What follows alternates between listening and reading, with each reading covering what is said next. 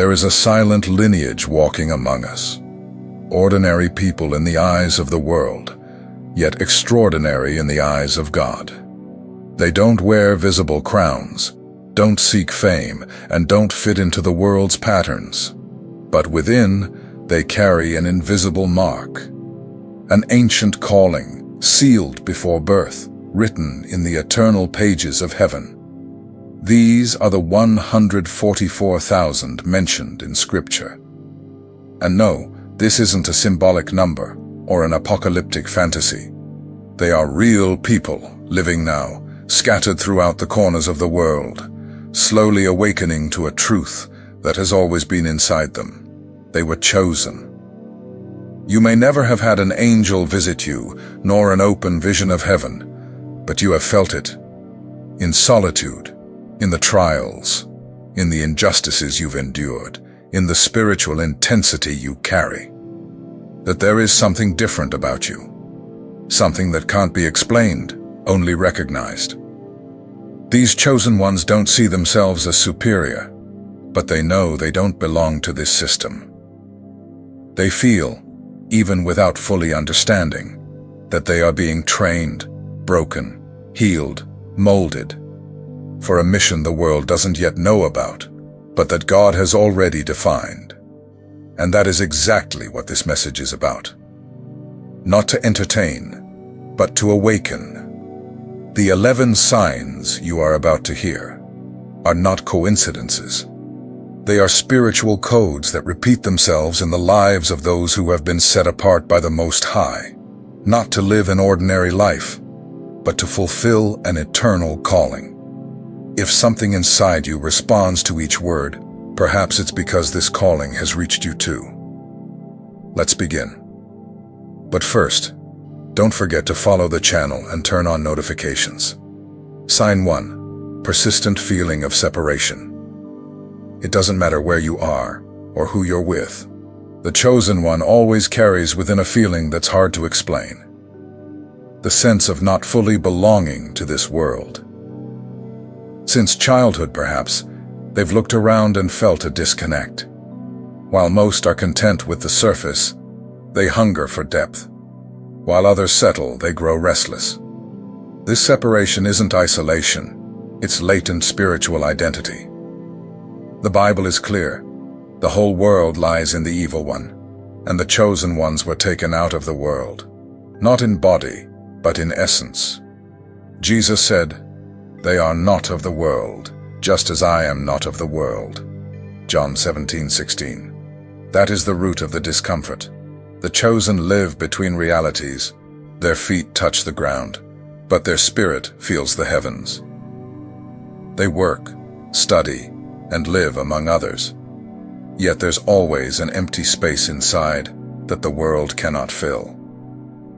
It's common for the chosen not to fit in social groups, in lifeless religious environments, in shallow conversations. It's as if everything around them vibrates at a lower frequency, while they perceive something deeper. It's not arrogance. It's thirst. It's homesickness. It's the spirit longing for its origin. This sign at first can be painful. Many feel wrong, too different. They try to adapt, to force themselves to fit where they were never meant to. But over time, the chosen one understands. This separation is protection. God never wanted them to blend in with the system. The separation is how He keeps them preserved until the time of activation. Moreover, that sense of not belonging creates intimacy with God. The chosen one, often rejected by people, is drawn to the Father. They learn to depend, to speak to Him in secret, to live vertically before seeking horizontal validation. And that intimacy forges identity, not as someone forgotten, but as someone kept. If you've ever felt like a foreigner in your own land, perhaps you're not lost. You're sealed. The calling of the 144,000 begins with separation. Because only those who walk against the world can carry the light the world needs to see. Sign 2. Repeated trials that shape character. In the life of the chosen, battles are not random. They are intentional refinements. While many seem to walk a straight path, the journey of the 144,000 is filled with climbs, turns, and falls. Intense, seemingly repetitive trials appear in cycles, as if life itself were constantly testing, pulling, shaking. But what looks like punishment is really training. Like gold that can only be purified in fire, the chosen one is revealed only after passing through the furnace. These trials aren't penalties for mistakes. They are preparations for purpose.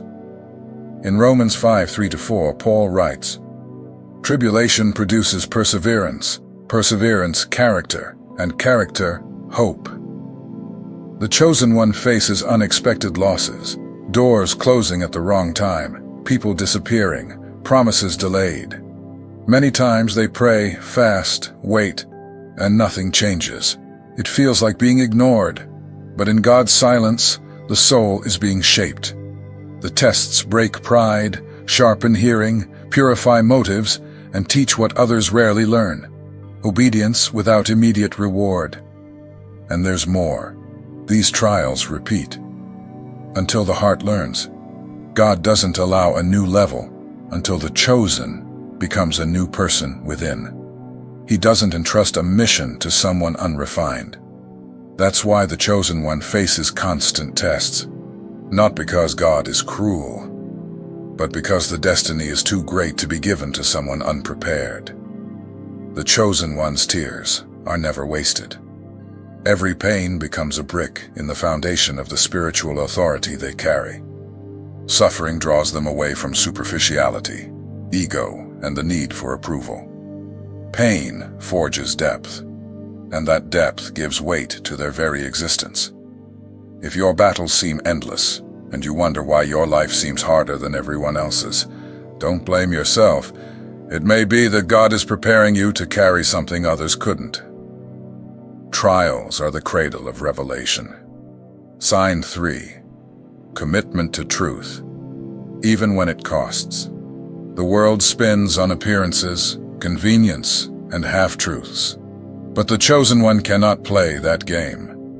There is within them a non-negotiable commitment to truth. They cannot sustain relationships built on lies, cannot adapt to corrupt environments, cannot tolerate falseness, neither in themselves nor in others. This sign is subtle, but constant. Even when they try to stay quiet, the truth burns within them, like fire in their bones. The chosen may be tempted to conform, but something inside pushes them to stand firm, even if it means being misunderstood, losing status, or standing alone.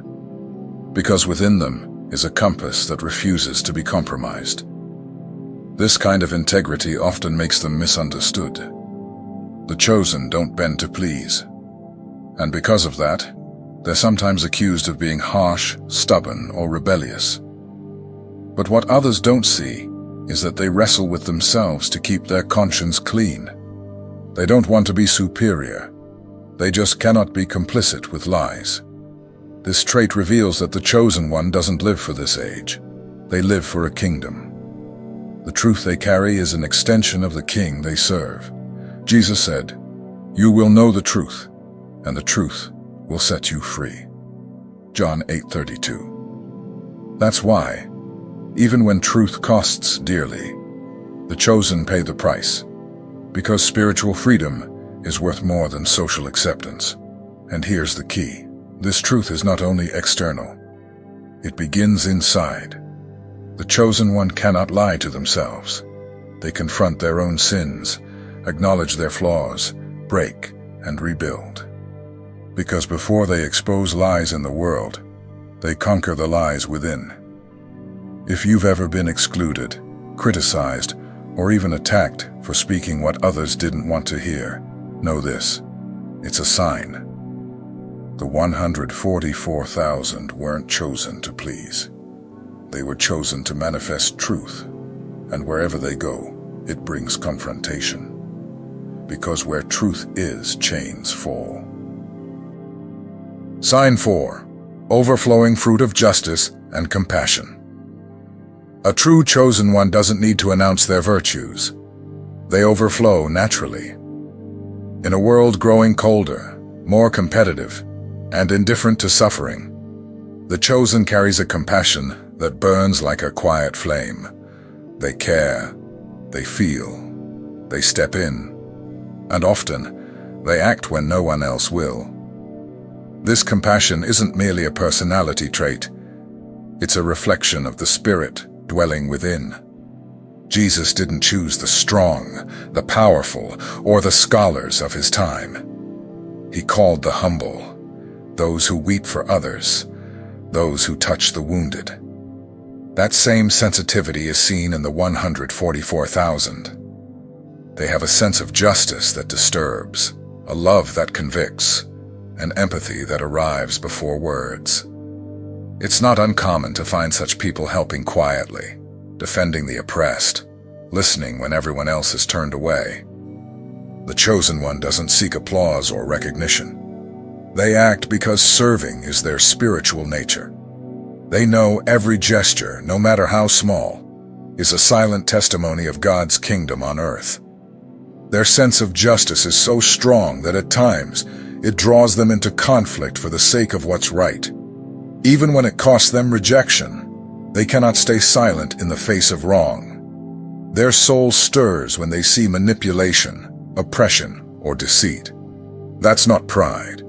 It's heavenly DNA. This fruit is also an outward sign of a deep spiritual root. Where compassion and justice abound, there is spiritual maturity. And where maturity exists, there is divine presence. Because true love, the kind that acts without seeking return, is the most visible mark of heaven on earth. Sign 5. Spiritual gifts that appear at key moments. The chosen one doesn't rely on natural abilities to fulfill their mission. They are equipped directly by the Holy Spirit, as needed. This means spiritual gifts aren't constant credentials. They're tools activated in specific moments when heaven chooses to act through them. How many times has the chosen one found themselves saying things they didn't plan to say, praying with power they didn't know they had, or discerning situations no one else could see? It happens because they are sensitive, available, connected. Spiritual gifts aren't controlled, they're manifested. It could be a word of wisdom in the middle of a crisis, a vision that prevents a mistake, spiritual discernment revealing the true motives behind a proposal or a person, a prophetic encouragement, powerful intercession, or even emotional and physical healing. The gifts appear not to exalt the chosen one, but to fulfill a purpose.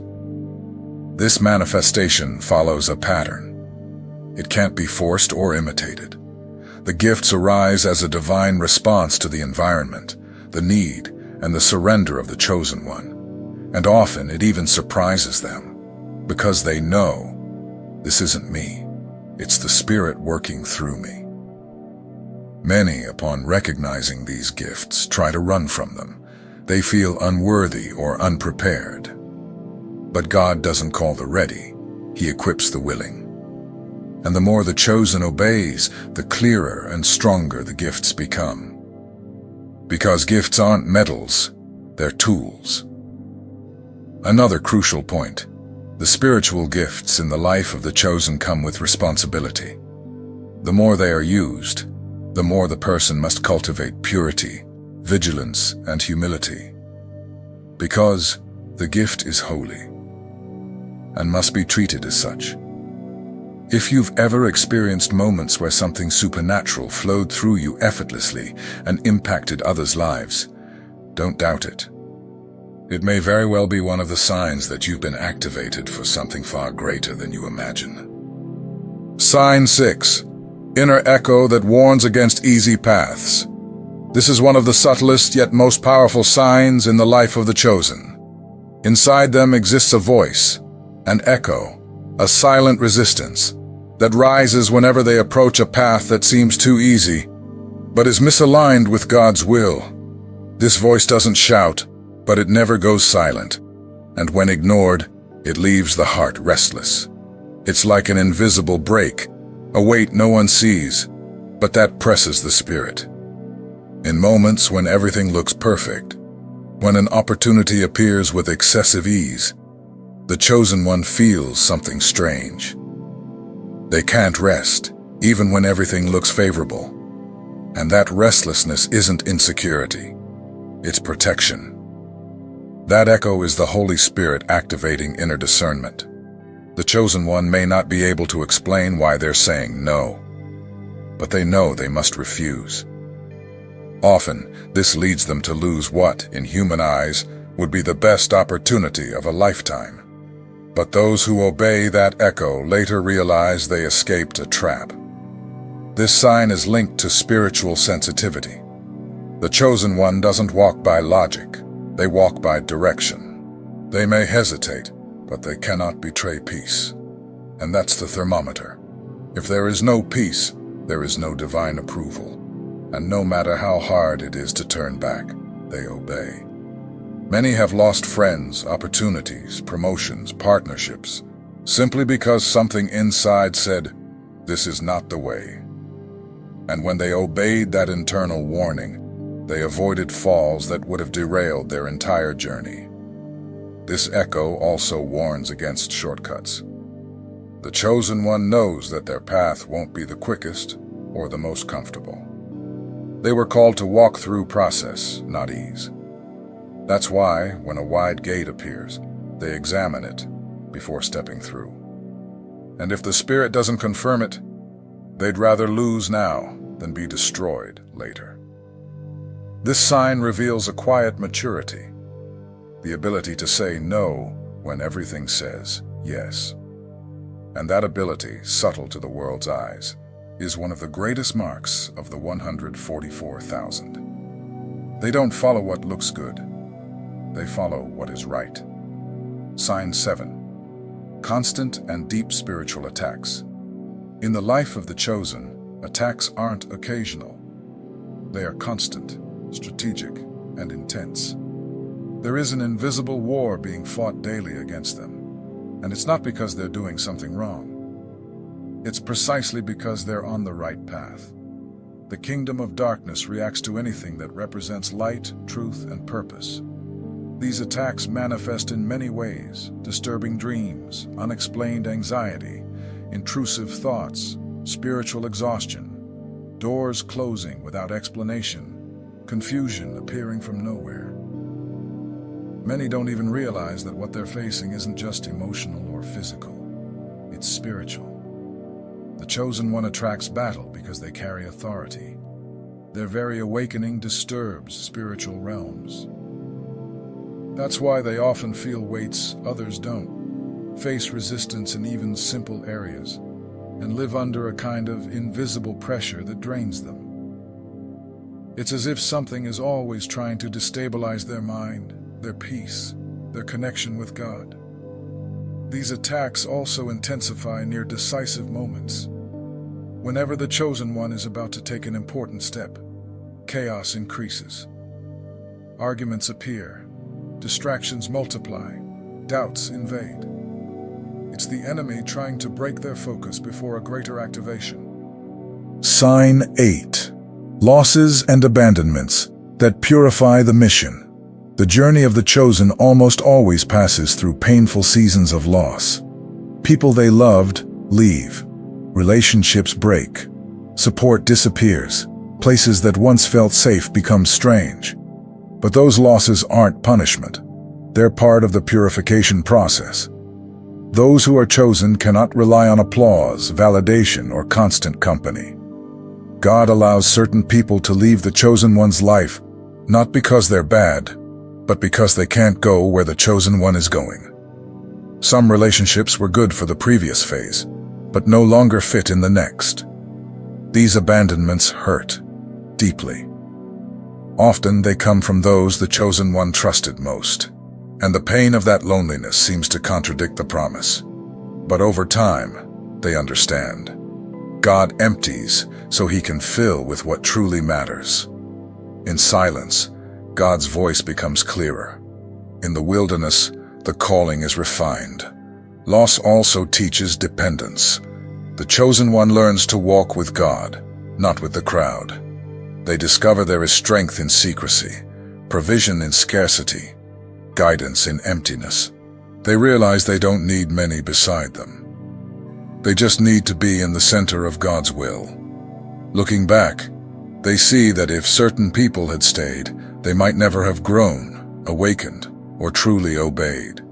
The pain was discipline. The solitude was a classroom, and the loss was protection. This sign is one of the hardest, but also one of the most revealing. It proves that the mission of the chosen is greater than comfort, greater than emotional ties. And even if they weep for a while, the chosen understands. God never takes away without first preparing to give something far greater. Sign 9. Rejection within one's own spiritual community. Few pains cut deeper than being rejected by those who should understand you. Many chosen go through this, judged, silenced, misunderstood, within their own faith community. It doesn't happen because they're wrong, but because they're carrying something that others haven't yet recognized. The light of the chosen disturbs complacent structures. They can't live a superficial faith. They question, seek more, crave depth. And for that, they're often labeled as rebellious, arrogant, or too spiritual.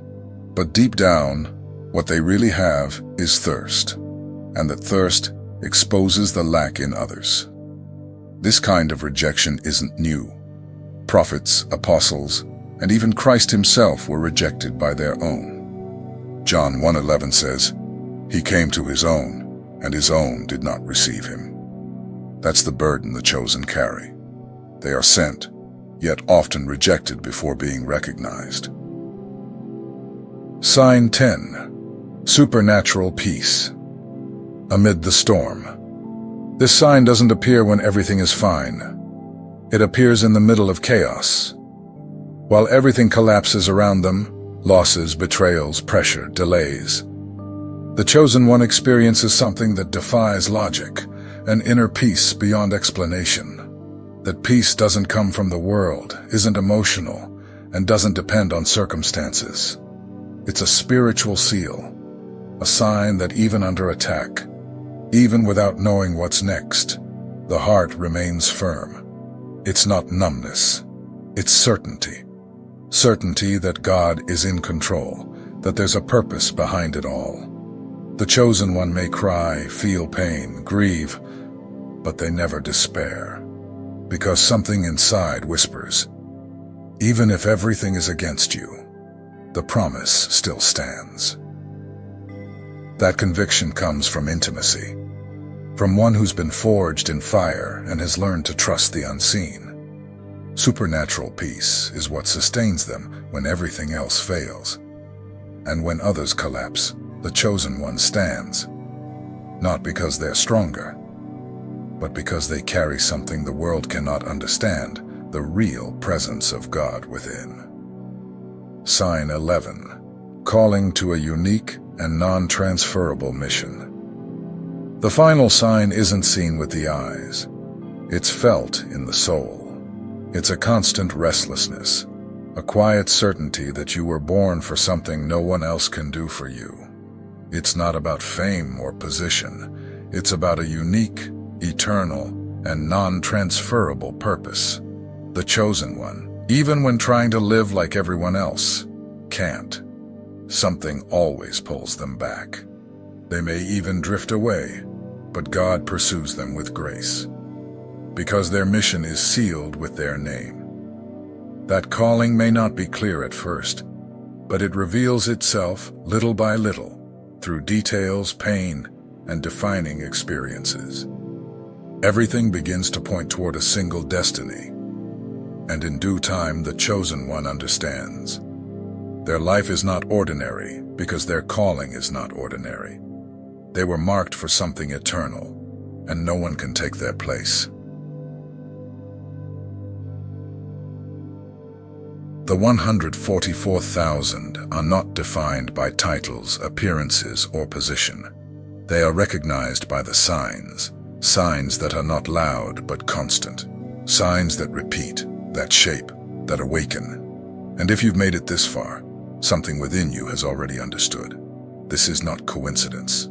It's confirmation. Each sign we revealed wasn't just information. It was a mirror. Maybe you saw your story, your struggles, your gifts, your pain. And maybe, for the first time, you understood why everything in your life has felt more intense. You are not weak. You are marked. The world still doesn't know who the chosen ones are. But heaven already recognizes them. And the time to awaken has come. This series was a calling. A reminder that you carry something beyond survival. You carry an eternal purpose. Now I want to hear from you. Which of these signs have you already identified on your journey? Comment below. Be honest without fear. This exchange isn't just about engagement. It's about unity. Other chosen ones will recognize themselves in your words, and your experience may strengthen someone who is still at the beginning of the process. Right here. Which sign touched you the most? Which of these has already manifested clearly in your life? Let's continue this conversation in the comments. Because the 144,000 do not walk alone. They recognize one another by the Spirit. Until the next chapter, may the seal of the living God be upon you.